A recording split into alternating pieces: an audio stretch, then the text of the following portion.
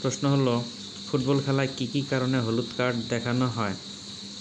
খেলা চলাকালীন সময়ে যে সকল অপরাধের জন্য রেফারি অপরাধী খেলোয়াড়কে হলুদ কার্ড দেখিয়ে সতর্ক করে দিবেন তাকে সতর্কীকরণ অপরাধ বলে।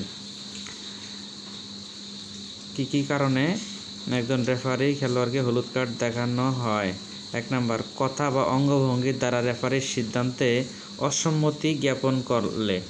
কথা বা অঙ্গভঙ্গির দ্বারা রেফারির সিদ্ধান্তকে অসম্মতি জ্ঞাপন করলে। অভদ্র আচরণ করা, যদি কোনো খেলোয়াড় অভদ্র আচরণ করে তাহলে তাকে হলুদ কার্ড দেখাবেন বা সতর্কীকরণ অপরাধী বলে ঘোষণা করবেন। বারবার আইন ভঙ্গ করা, একই খেলোয়াড় যদি বারবার আইন ভঙ্গ করে তাহলে তাকে হলুদ কার্ড দেখানো হবে। রেফারির অনুমতি ছাড়া মাঠে প্রবেশ করা বা পুনরায় প্রবেশ করা এবং ইচ্ছাকৃতভাবে মাঠ ত্যাগ করা। খেলা পুনরায় শুরু করতে দেরি করা। Free kick, indirect free kick অথবা কর্নার কিক দিয়ে খেলা পুনরায় শুরু করার সময় কোনো খেলোয়াড় প্রয়োজনীয় দূরত্ব বজায় রাখতে ব্যর্থ হলে তাকে হলুদ কার্ড দেখাবেন বা সতর্কীকরণ করবেন।